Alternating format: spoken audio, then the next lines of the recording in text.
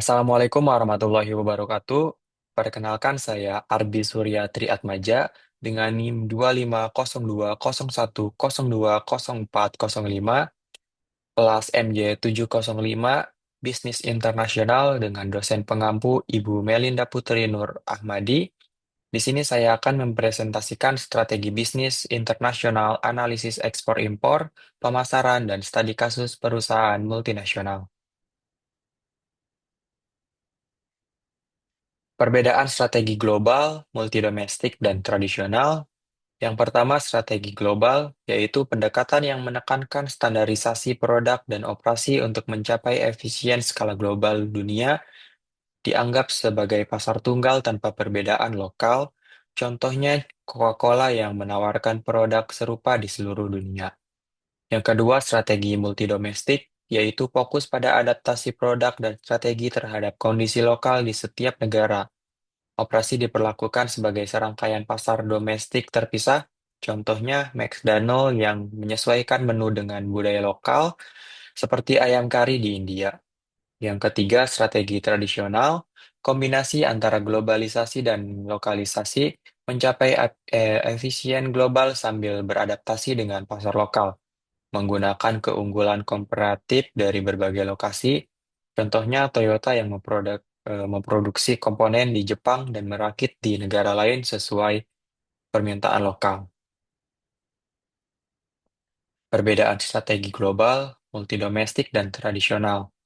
Analisis perbedaan mendasar, strategi global cocok untuk produk standar dengan biaya rendah tapi risiko homogenitas pasar.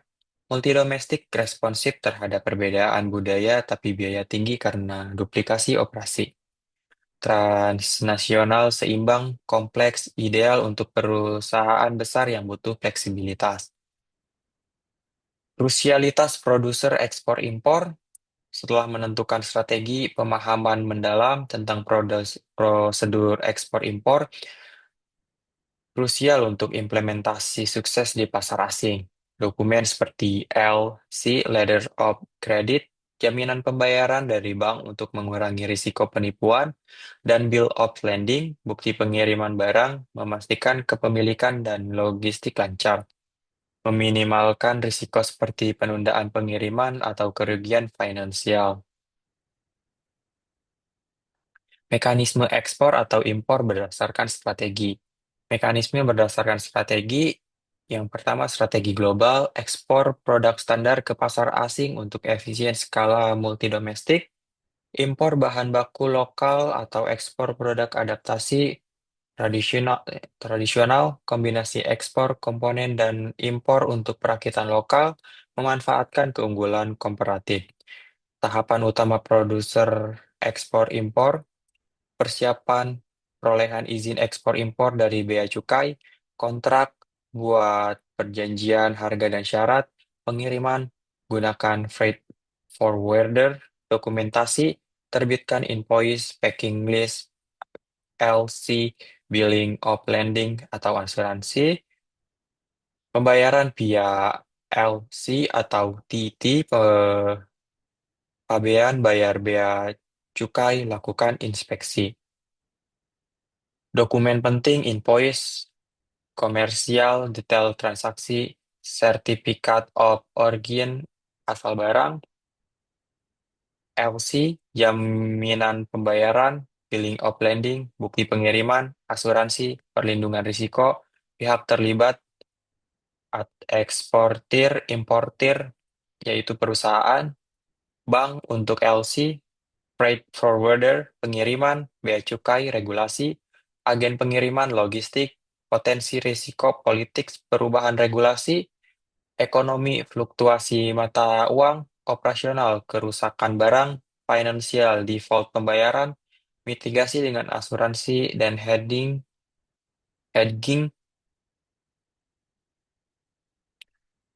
Selanjutnya pemasaran internasional, standarisasi versus adaptasi.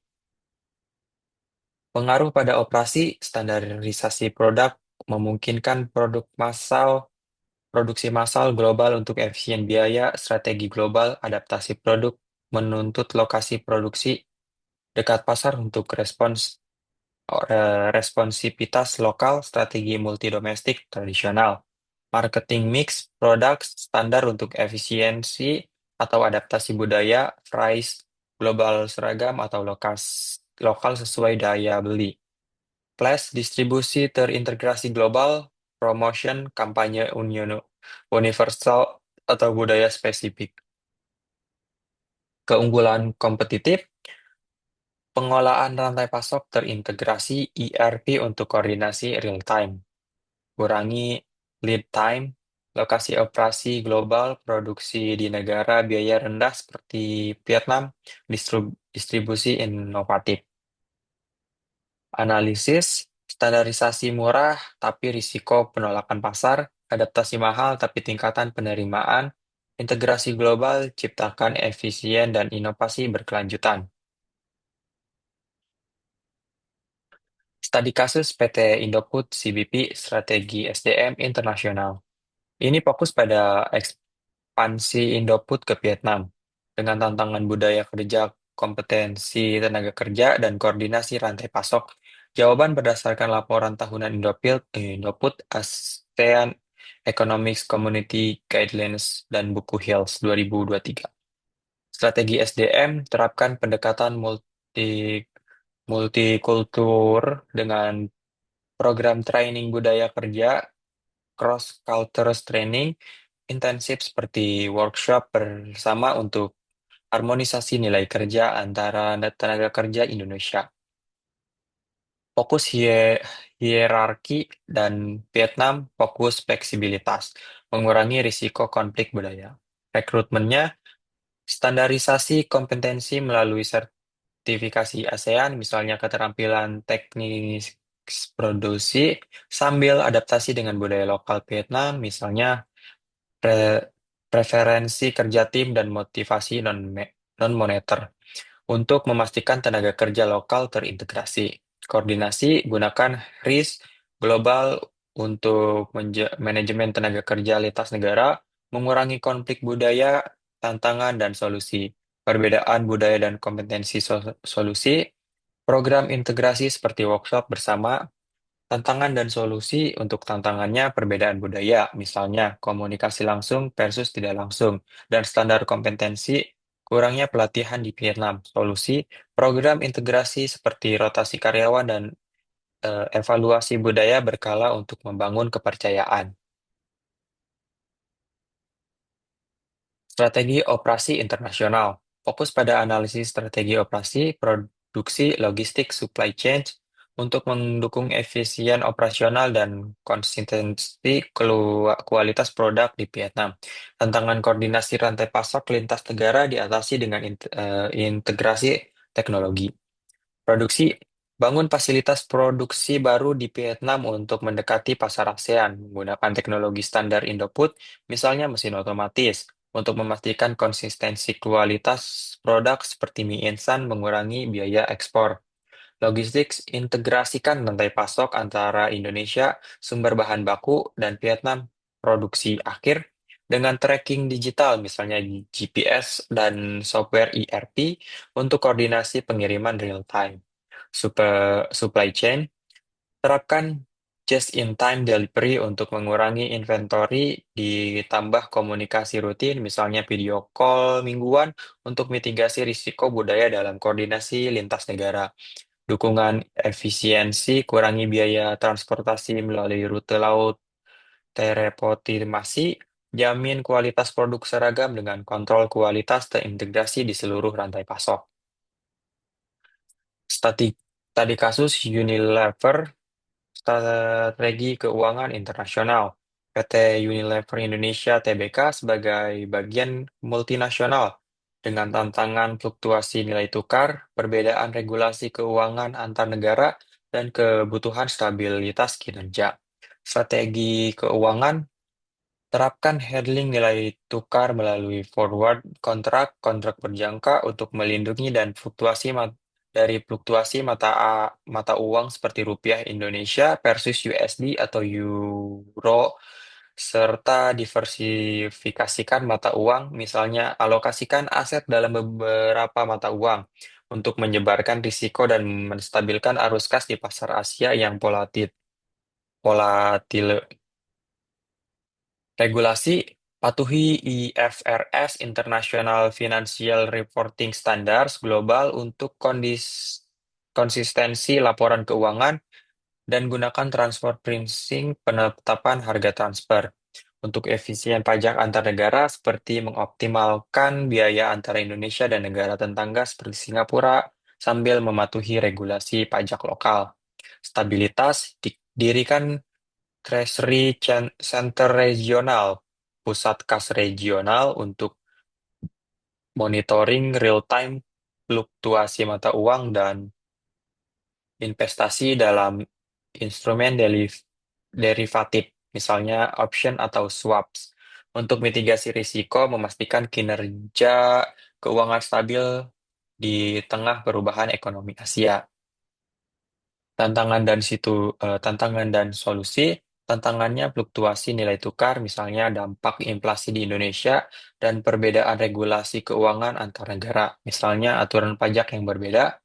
Untuk solusinya, manajemen risiko proaktif melalui analisis data dan konsultasi dengan bank internasional. Kepemimpinan internasional dengan tantangan fluktuasi nilai tukar, regulasi antar negara, dan kebutuhan kepemimpinan global untuk integrasi strategi.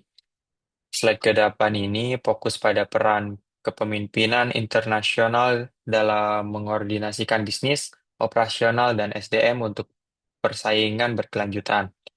Peran kepemimpinan, koordinasi strategi bisnis global dengan lokal, misalnya integrasi kampanye pemasaran Asia, operasional, optimasi rantai pasok regional, dan SDM manajemen tim multikultural untuk keselarasan tujuan perusahaan di berbagai negara. Integrasi, promosikan budaya kerja inklusif melalui komunikasi terbuka dan kolaborasi lintas negara, dorong inovasi tim global, misalnya program R&D bersama Indonesia Singapura untuk adaptasi pasar lokal. Persaingan berkelanjutan, fokus pada sustainability produk ramah lingkungan dan digitalisasi e-commerce untuk keunggulan kompetitif memungkinkan Unilever bersaing di pasar global yang dinamis.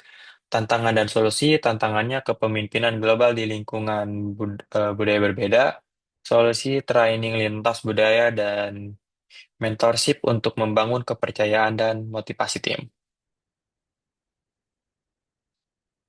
Kesimpulan dan rekomendasi, kesimpulannya strategi bisnis internasional memerlukan integrasi holistik antara strategi global, multidomestik tradisional, mekanisme ekspor impor dengan dokumen seperti LC dan Bill of Landing, pemasaran standarisasi versus adaptasi yang mempengaruhi operasi, SDM multikultural dan operasi terintegrasi di Indofood, serta keunggulan Herling dan kepemimpinan inklusif di Unilever untuk mencapai kesuksesan di pasar global seperti Asia. Rekomendasi praktis, perusahaan multinasional harus adaptif terhadap perubahan global, misalnya fluktuasi mata uang dan regulasi. Gunakan teknologi seperti ERP untuk rantai pasok dan ARIS untuk SDM, serta fokus pada keberlanjutan dan inovasi digital untuk bersaing jangka panjang di Asia. Eh, implime- Implikasi untuk bisnis global, integrasi ini meminimalkan risiko, misalnya konflik budaya atau fluktuasi keuangan, dan memaksimalkan keunggulan kompetitif, seperti efisien biaya dan responsivitas pasar. Selanjutnya adalah daftar pusaka. Referensi ini mendukung analisis saya dari strategi hingga studi kasus. Sekian dari saya. Wassalamualaikum warahmatullahi wabarakatuh.